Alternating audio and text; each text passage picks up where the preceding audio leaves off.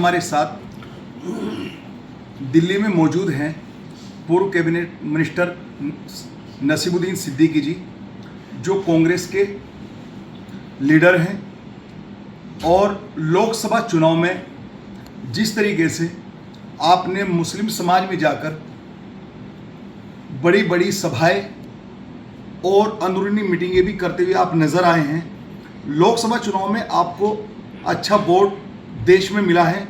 सबसे पहले तो आपको नसीमुद्दीन सिद्दीकी जी मेरी तरफ से और शाह परिवार की तरफ से बहुत बहुत मुबारकबाद। जी शुक्रिया।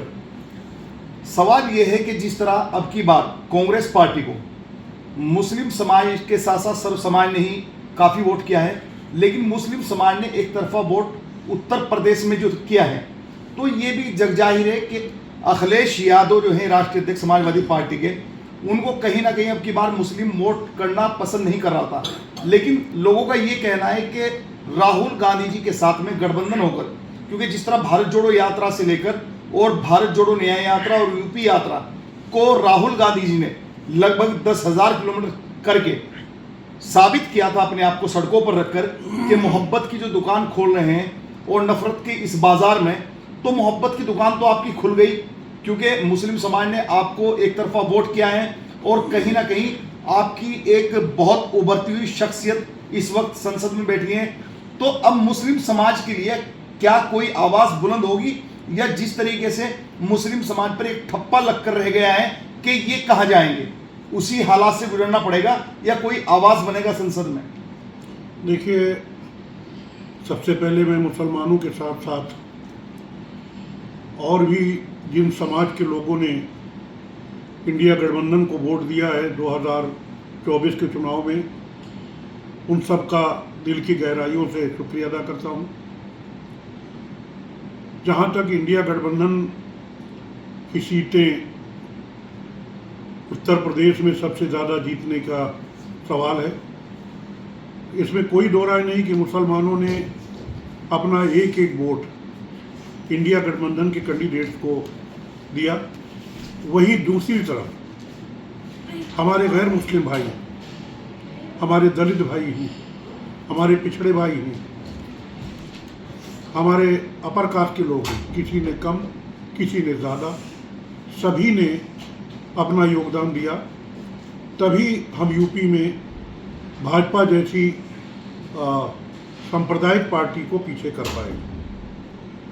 अब जहाँ तक आपने कहा कि मुसलमानों का ध्यान नहीं दिया जा रहा है, मुसलमानों के ऊपर जुल्म ज्यादती हो रही है, मामलीचिक के तहत या और भी तमाम मुद्दे हैं, तो ध्यान नहीं दिया जा रहा है। देखिए, भाजपा सरकार में ये कोई नई बात नहीं है। अभी मैंने एक जगह देखा था कि मेरठ में कुछ शेड्यूल कास्ट बच्चा था, उसके ऊपर खड़े होकर के पेशाब कर दिया। वो चिल्ला रहा है कि मेरा वीडियो मत बनाओ, लेकिन नहीं, चलता रहा।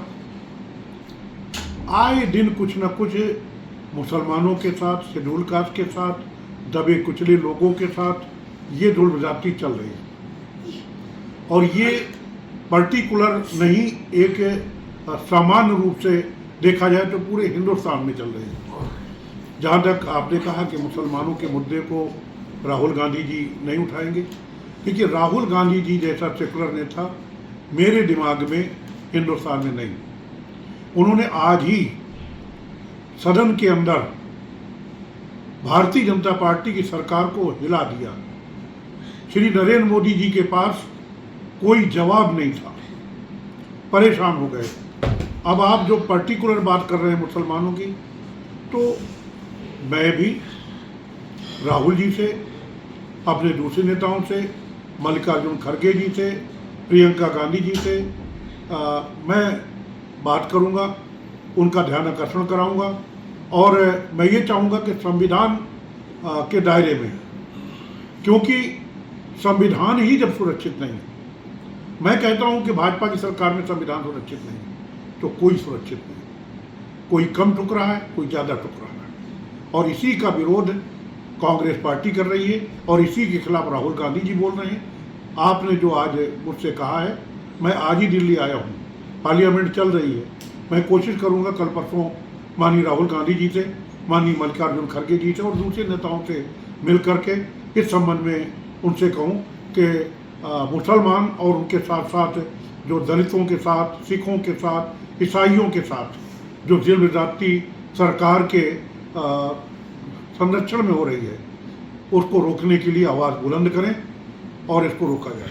नहीं, जिस तरीके से राहुल गांधी जी ने सड़कों पर रहकर लड़ाई लड़ी है और 2024 के इलेक्शन को यहां तक पहुंचाने में एक अहम किरदार रहा है इंडिया गठबंधन की तरफ से राहुल गांधी का। आज इंडिया गठबंधन का जो चेहरा था, विपक्ष का जो असल ये था कि विपक्ष का चेहरा कौन होगा, ये भाजपा लगी रहती थी, लेकिन विपक्ष का चेहरा खुल के सामने आ गया जब विपक्ष का नेता राहुल गांधी जी को चुन लिया गया संसद के अंदर। लेकिन आप ये बताइए कि जिस तरीके से उत्तर प्रदेश की बात करते हैं, क्योंकि उत्तर प्रदेश के बारे में आपको भली भांति जानकारी है। उत्तर प्रदेश में आप पे एक एक समय में 18 कैबिनेट रहे हैं, 18 इतनी बड़ी उपलब्धि थी, और उन सब चीज़ों से आज अलग होकर आपने कांग्रेस के साथ आपको जोड़ा। लेकिन कांग्रेस में मुस्लिम चेहरा कौन है जो उत्तर प्रदेश की मंत्री रहनुमाई करेगा? आज फिलहाल ये देखने को नहीं मिल पा रहा है कि उत्तर प्रदेश में जो मुसलमानों की रहनुमाई करेगा वे चेहरा मुस्लिम कौन है। जब तक मुस्लिम चेहरा मैदान में उत्तर प्रदेश में नहीं होगा तो मुस्लिमों के साथ में साझेदारी या पारिवारिक बातें कौन करेगा, कौन उनकी दिल की जानेगा, कौन उनकी बात सुनेगा, कौन उनके लिए लड़ाई लड़ेगा। अब बात ये देखिए कि आप किसी भी जिले को ले लीजिएगा, कहीं भी कोई भी जिले में कोई संगठन काम नहीं उत्तर प्रदेश में कर रहा है। क्या 2027 की नैया पार आप इस ढर्रे पर लगाएंगे जब उत्तर प्रदेश में संगठन बिल्कुल कमजोर स्थिति में है? ये संगठन का कमाल नहीं है जो आपको 2024 में उपलब्धि मिली है, ये संगठन का कोई कमाल नहीं है, ये किसी नेता का कोई अध्यक्ष का कोई कमाल नहीं है, ये कमाल है राहुल गांधी जी की मेहनत का जो आपको फलस्वरूप जनता ने दिया है। तो 2027 का जो टारगेट है उसे किस तरीके से पूरा करेंगे माननीय मंत्री जी? देखिए, मैं मानता हूं कि संगठन में अभी वो चुस्त दुरुस्त नहीं हो पाया उतना जितनी ज़रूरत है। इस संबंध में हमारे जो प्रभारी हैं माननीय अविनाश पांडे जी, उनसे भी मेरी बहुत देर बात हुई है। अब इसमें हम लोग ख़ास तौर पे ग्रास रूट लेवल से, पोलिंग बूथ लेवल से, न्याय पंचायत लेवल से हम लोग संगठन को मजबूत करने में लगने जा रहे हैं। और जहाँ तक आपने कहा कि राहुल गांधी जी ने पदयात्रा की, उसकी वजह से हमें ये उपलब्धि हासिल हुई है। देखिए, राहुल गांधी जी जब पदयात्रा कर रहे थे तो उन्होंने साफ साफ कहा था कि इस मेरी पदयात्रा से वोट का या राजनीति का कोई ताल्लुक नहीं। मैं ये पदयात्रा नफरत ख़त्म करने के लिए और मोहब्बत बढ़ाने के लिए मैं ये पदयात्रा कर रहा हूँ। उन्होंने दूसरी पार्टी को भी दावत दिया, जो हमारे अलाइंस पार्टनर नहीं थे उनको भी दावत दिया कि भाई आप भी आइए, इस देश में जो नफरत फैलाई गई है उसको ख़त्म करने में आप भी सहयोग दें। वो बात अलग है कि राहुल गांधी जी के इस कदम से जहाँ एक तरफ मुस्लिम प्रभावित हुआ, वहाँ दूसरी तरफ हमारे हिंदू, सिख, ईसाई सभी प्रभावित हुए। और अभी हमारा जो संगठन है, हम उस काम में लग रहे हैं और हम अपने संगठन को मजबूत करेंगे। नहीं, फिर तो ये बात साफ जग जाहिर हो जाएगी आगे चल के। जिस तरह 2024 के चुनाव को आपने चंद सीटों पर समझौता करके उत्तर प्रदेश में, जहां पर उत्तर प्रदेश के ज़्यादातर नेता जो कांग्रेसी लीडर हैं, जो कांग्रेस के कार्यकर्ता है, पदाधिकारी है, उनका ये कहना था कि कांग्रेस अपने दम पर अगर चुनाव लड़ती उत्तर प्रदेश में तो और अच्छा हो पाता। लेकिन आज कुछ सीटों पर आपने समझौता कर लिया, फिर तो आपके पास हमारा जो एक टारगेट रह जाएगा वो ये रह जाएगा कि गठबंधन कर लीजिएगा 2027 में, चंद सीटों पर सिमट के रह जाएगी पार्टी। जो आपके कार्यकर्ता है, जो आपके पदाधिकारी हैं, वो क्यों कल घर से बाहर निकलेंगे? आज जो चुनाव हुआ है उसमें भी यही हुआ है कि जो लोकसभा चुनाव दूसरी पार्टी से लड़ रहे थे प्रत्याशी, उन्होंने कांग्रेस के किसी भी कैंडिडेट लीडर को या किसी कार्यकर्ता को या किसी पदाधिकारी को पूछना तक पसंद नहीं किया। तो ये तो सिर्फ राहुल गांधी के नाम पर चुनाव हुआ है पूरा को पूरा, क्योंकि मुस्लिम एक तरीके से ये डिसीजन ले चुका था कि जो अब की बार वोट करना है वो कांग्रेस पार्टी को करना है। तो उसके कांग्रेस पार्टी के सहारे समाजवादी पार्टी जिंदा हुई उत्तर प्रदेश में, जो समाजवादी पार्टी बिल्कुल एक तरीके से नकार दी गई थी उत्तर प्रदेश में, ये सूरत हाल थे। लेकिन अगर इसी तरह चलता रहा, जो नजदीकियां हैं राहुल गांधी जी की, जो उनके सलाहकार हैं, अगर उनको सलाह सही नहीं पहुंच पाई वक्त पे, क्योंकि राहुल गांधी जी पूरे देश के साथ साथ पूरी दुनिया में काम करते हैं, राहुल गांधी जी एक ऐसे लीडर है, लेकिन अगर उनके सलाहकार उनको इसी तरह मिसगाइड करते रहे, प्रियंका गांधी को इस तरह मिसगाइड करते रहे, तो उत्तर प्रदेश में 2027 में भी यही पोजीशन होने वाली है। देखिए, इस टाइम पे अलायंस का टाइम चल रहा है। भाजपा ने 2014 में पार्लियामेंट में चुनाव लड़ा, अकेले नहीं लड़ा। मुझे जहाँ तक याद है 27 पार्टियां उनके साथ थी। 2019 में चुनाव लड़ा और जितना सरकार बनाने के लिए एमपी चाहिए थे उससे ज़्यादा भाजपा जीती, लेकिन गठबंधन से चुनाव लड़ा। अभी 2024 में जो चुनाव लड़ा पार्लियामेंट का, वो भी अलायंस से लड़ा।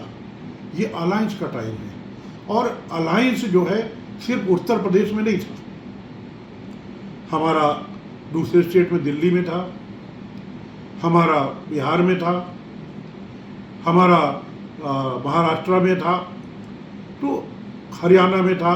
तो ये जो है अलायंस एक जगह नहीं है। हम अलायंस की बात यूपी भर की बात नहीं कर सकते। अब यूपी का जब चुनाव आएगा तब उस टाइम पे क्या हालात बनते हैं वो हमारे नेता फैसला लेंगे। अभी 2027 की हम तैयारी में लग रहे हैं, अब देखते हैं क्या होता है। नहीं, जिससे आपकी लड़ाई है उत्तर प्रदेश में, उन्होंने अभी से गली कूचों से अपनी पार्टी पर मेहनत करना शुरू कर दिया, अपनी कार्यकर्ताओं पर मेहनत करना शुरू कर दिया। भाजपा पूरी तरीके से 2027 को आज ही लड़ रही है गलियों में और गलियारों में। आपने देखा होगा जिस तरीके से उनकी तैयारी चल रही है, और उत्तर प्रदेश के मुख्यमंत्री योगी आदित्यनाथ ने बिल्कुल साफ साफ अपने जो पदाधिकारी है सबको एक तरीके से ताकीद कर दी गई है कि 2027 का चुनाव जो है उसमें बिल्कुल कोई ढीलापन नजर नहीं आएगा। लेकिन उत्तर प्रदेश में कांग्रेस पार्टी का क्या एम है, कांग्रेस पार्टी किस तरीके से 2027 लड़ेगी? अगर इसी कंडीशन में जब उत्तर प्रदेश में संगठन पर बिल्कुल ध्यान नहीं है, तो आप किस तरीके से देखते हैं इसको? देखिए, यूपी की बात आप बार बार कर रहे हैं। मैंने ऑल इंडिया की बात कही है, मैं अब यूपी की बात कर लेता हूँ। यूपी में पूरी ताकत लगा दी 2024 में। क्या 2024 के चुनाव से पहले भाजपा घर घर नहीं पहुंची थी? क्या 2024 से इन्होंने पोलिंग बूथ कमेटियां नहीं बनाई थी? क्या 2024 के चुनाव से पहले इन्होंने हर पन्ना जो पोलिंग बूथ की वोटर लिस्ट होती है, हर पन्ना का प्रभारी नहीं बनाया था? उसके बाद भी यूपी में क्या हुआ? देखिए, भाजपा इतना कर चुकी है कि अगर ये इसी बार फेयर इलेक्शन करवाते, ये बेईमानी नहीं करवाते, तो इस बार इनकी केंद्र में सरकार नहीं बनती। और यूपी में बेईमानी करने के बाद भी पार्लियामेंट का चुनाव होता है, लेकिन चुनाव विधानसभावार होता है। 3 पार्लियामेंट को छोड़ करके 3 पार्लियामेंट ऐसी हैं जिसमें 6 विधानसभा सीटें हैं। वो है शाहजहांपुर, उन्नाव और फतेहपुर। बाकी जितनी भी हमारी 77 पार्लियामेंट सीट है यूपी में, उनमें सब में 5 विधानसभा सीटें। आप भाई गिनती विधानसभावार हुई, आप उठा करके देख लीजिए पार्लियामेंट के चुनाव में कितनी विधानसभा वो जीते, कितनी विधानसभा हम जीते। पूरी ताकत उन्होंने लगा दी। आप कह रहे हैं भाजपा ने ये किया, भाजपा ने ये किया, भाजपा ने ये किया, फिर पीछे कैसे रह गई? फिर भाजपा पार्लियामेंट में यूपी में पीछे क्यों रह गई? अभी कम पीछे रही है, अब आप ज़्यादा पीछे हम करेंगे। और हर बात कैमरे में नहीं बोली जाती है, हम पूरी ताकत के साथ भारतीय जनता पार्टी को पछाड़ेंगे। जैसे आपके नेता राहुल गांधी जी पर पहले इतनी जिम्मेदारी नहीं थी, अब संसद में विपक्ष के नेता होने के नाते से अब बड़ी जिम्मेदारियों के साथ उनको रहना पड़ेगा सदन के अंदर, क्योंकि पूरे देश की उनको बात करनी है। कल राहुल गांधी जी सड़कों पर रहकर मेहनत कर रहे थे, आज राहुल गांधी जी सड़कों पर रहकर मेहनत नहीं कर पाएंगे, इतना समय नहीं मिल पाएगा क्योंकि जिम्मेदारी उनके कंधों पर ज्यादा आ गई है। तो उत्तर प्रदेश की माननीय मंत्री, मैं आपसे बार बार इसी चर्चा को कर रहा हूं कि मुस्लिम समाज का जितना वोट परसेंटेज है, क्या गठबंधन के साथ रहकर क्या ये सवाल मुस्लिमों के अंदर नहीं है? मुस्लिम को कितने % टिकट मिले हैं उत्तर प्रदेश में? देखिए, अभी आपने कहा मुसलमानों का लीडर कौन है, किसका नेतृत्व होगा, कौन मुसलमानों का नेता बनेगा। अब मैं आपसे ये बता दूं कि बहुत सी ऐसी बिरादरियां भी, देश छोड़ दीजिए, अपने प्रदेश को ले लीजिए, ऐसी बिरादरियां भी हैं जिनका वोट प्रदेश में 1%, लेकिन उनके लीडर हैं, उनका समाज उन लीडरों के साथ चलता है। आज उनकी हैसियत, आज उनकी पूछ है। बिना ड्राइवर के गाड़ी नहीं चल सकती। तो ये तो मुसलमानों को सोचना है ना। नहीं, मुसलमानों ने तो आपको एक तरफा, आपने जब आपको पश्चिम की जिम्मेदारी मिली थी कांग्रेस में, आपने रात दिन मेहनत करके मुस्लिम समाज में एक इतना बड़ा संदेश दिया था, और भारत जोड़ो यात्रा चल रही थी, उस वक्त भी आपके ऊपर जिम्मेदारी थी। तो आपने रात दिन जो मेहनत की थी, उस मेहनत के चलते हुए आप पर लोगों ने यकीन कर, विश्वास कर, क्योंकि आप पूर्व में इतने बड़े पदों पर रहकर कभी मुस्लिम समाज के साथ में आपने खिलवाड़ नहीं होने दिया, हमेशा उनकी आवाज़ बुलंद की है। तो उस आवाज़ बुलंद के कारण मुस्लिम समाज ने आप पर विश्वास किया, लेकिन आपने मुस्लिम समाज से दूरी बना ली आते आते 2024 का चुनाव। तो अब अगर मान लिया आप जैसी शख्सियत मुस्लिम समाज के बीच में जाकर जो वायदे आपने किए थे, जिन वायदों के साथ में आप मुस्लिम समाज के बीच में गए थे, क्योंकि मुस्लिम समाज में आपकी जिम्मेदारी ज्यादा बनती है, क्योंकि आप मुस्लिम समाज से आते हैं, तो अगर उन वायदों को आप पूरा नहीं करेंगे या उनके साथ में बात नहीं करेंगे, उनके साथ में 2027 की जो आने वाली मुश्किलें हैं उन पर बात नहीं करेंगे, या 2027 के लिए तैयारी नहीं करोगे, तो क्या मुस्लिम समाज तो अपने आप को फिर ऐसा समझेगा कि नसीरुद्दीन सिद्दीकी जी आए थे, बहला फुसला कर चले गए, आज हमारी कोई बात सुनने वाला नहीं है। आप यूपी के साथ साथ पूरे हिंदुस्तान में मुसलमान और मुसलमान के साथ साथ किसी भी समाज का, हिंदू हो, सिख हो, ईसाई हो, ढूंढ लाइए कि जिसने मुझसे कोई फोन किया हो और मैंने उसका फोन ना उठाया हो, जिसने मुझसे जो तवक्को की हो, मैंने उनकी उम्मीद पे खरा उतरने की कोशिश न की हो। एक एक कोई ढूंढ लाइए जो ये कह दे कि मेरा फोन नहीं उठाया। कितने नेता हैं जो फोन उठाते हैं? मुझे नाम बता दें, आप बता दें कितने नेता हैं जो फोन उठाते हैं। मैं मुसलमान के साथ साथ सबका फोन उठाता हूँ, सबकी बात सुनता हूँ, सबका मनोबल बढ़ाता हूँ। और आपने ये कहा कि पहले हम निकले, मैंने पश्चिम उत्तर प्रदेश में, पूरे यूपी में मुसलमानों के बीच में काम किया। मैंने मुसलमानों के बीच में भर नहीं काम किया। मुसलमानों के साथ साथ आपको याद होगा कि संविधान बचाओ रैलियां हमने मेरठ में की, हमने बुलंदशहर में की, हमने सहारनपुर में की, हमने जौनपुर में की, हमने झांसी में की, हमने लखनऊ में की। कोई ऐसा जिला बकाया नहीं है जहां हमने संविधान बचाओ रैलियां न की। तो क्या उसमें सिर्फ मुसलमान ही आए थे? उसमें सभी समाज के लोग आए थे। अब आपने कहा कि फिर आप दिखाई नहीं दिए। चुनाव में तो मैं आप ही को, आपके साथ ही रहा। सहारनपुर में आप भी थे, मैं भी था। तो अगर दिखाई नहीं दिया तो वहाँ कैसे पहुँच गया?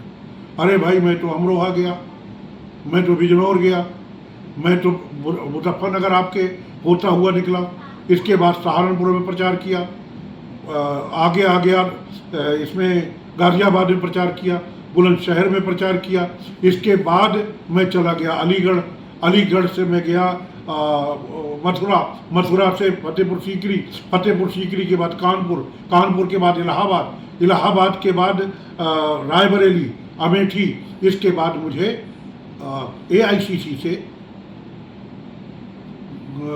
बाराबंकी पार्लियामेंट सीट का इंचार्ज बना दिया गया।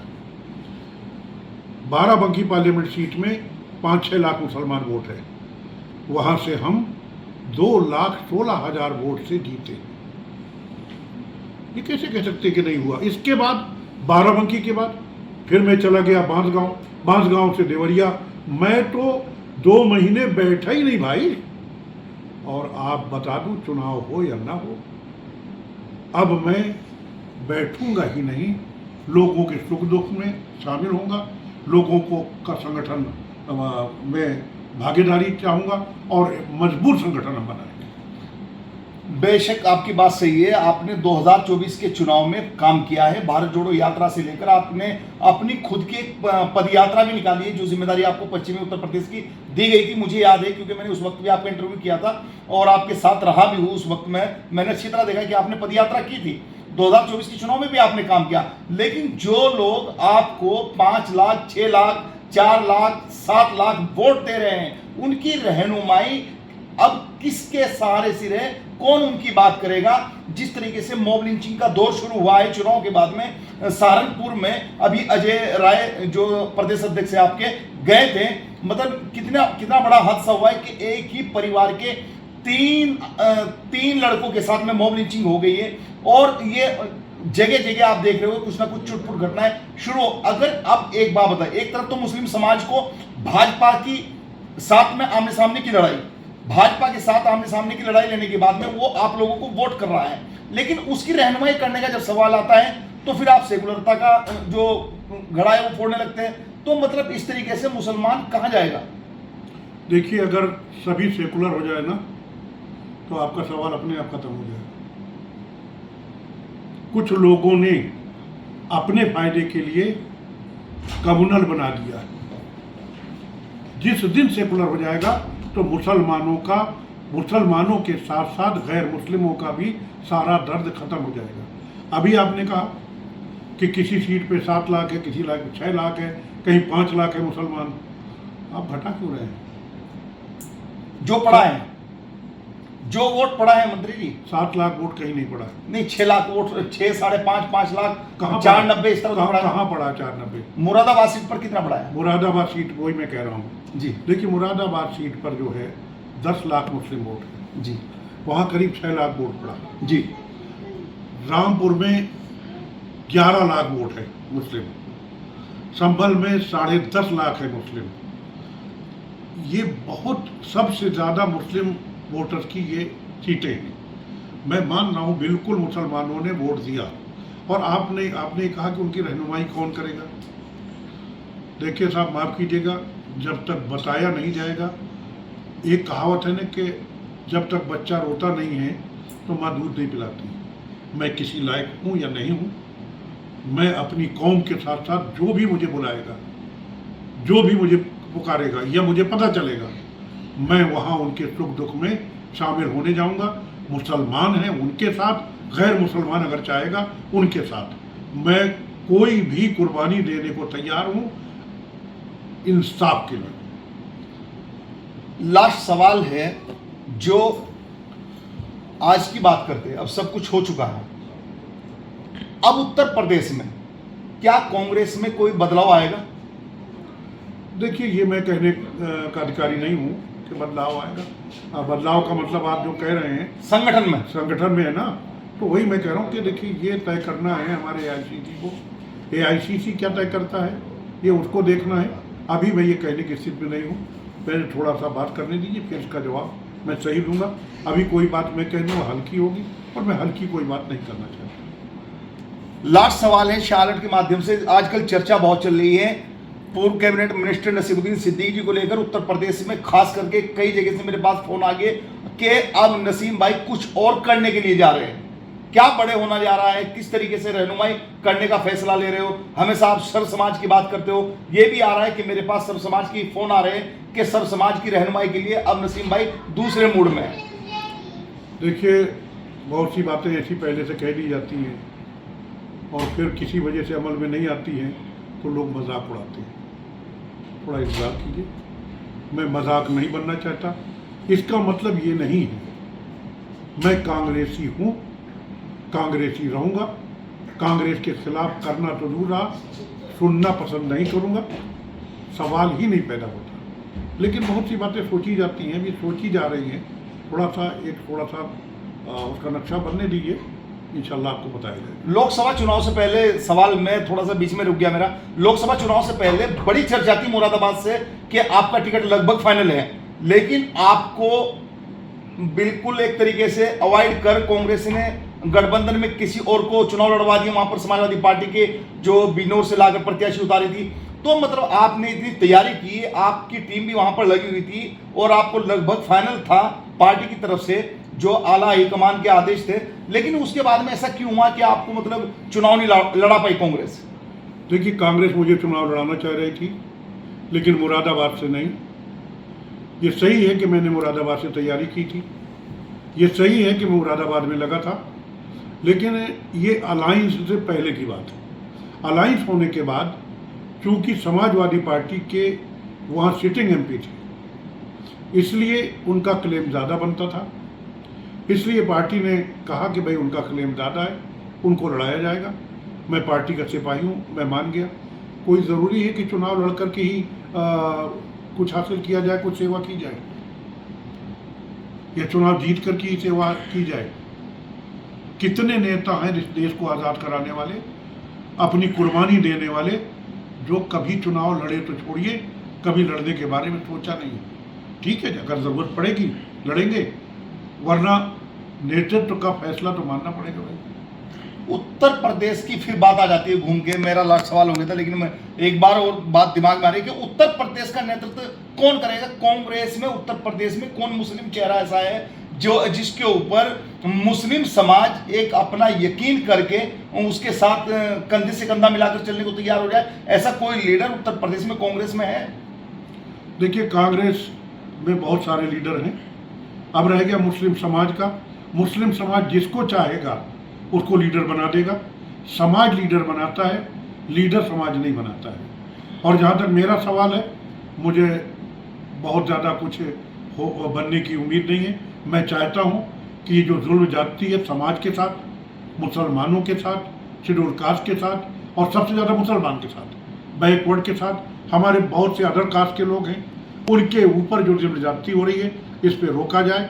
इस पर हम गहन मंथन कर रहे हैं कि इसके लिए हम क्या कर सकते हैं पार्टी लेवल पे, और क्या कर सकते हैं व्यक्तिगत लेवल पे। उत्तर प्रदेश की राजनीति पर आज नसीमुद्दीन सिद्दीकी जी से जो चर्चा हुई है, क्योंकि पूर्व में बड़े पदों पर उत्तर प्रदेश में बहुजन समाज पार्टी के दौर में आपने बड़ी मेहनत की है, उसके बाद में कांग्रेस का आपने दामन थामा, और कांग्रेस में आपको जो आपके जो साथ चलने वाले लोग हैं उनको आज तक भी ऐसा लगता है कि आपके कद के हिसाब से अभी तक भी आपको कांग्रेस में जिम्मेदारी नहीं मिली। ये वो लोग सोचते हैं जो लोग आपसे जुड़े हुए, जिन्होंने आपके साथ चलकर देखा है। पश्चिम में आपको थोड़ी जिम्मेदारी मिली, बिल्कुल बेशक आपकी बात सही है कि आपके नंबर पे अगर किसी की मिस कॉल आई है तो मिस कॉल का भी नसीमुद्दीन सिद्दीकी वो चेहरा है जिसने कॉल बैक करके ये बताया। सर समाज के लोग इस बात की शहादत देते हैं कि किस तरीके से आपने रहनुमाई की है। लेकिन जब तक कांग्रेस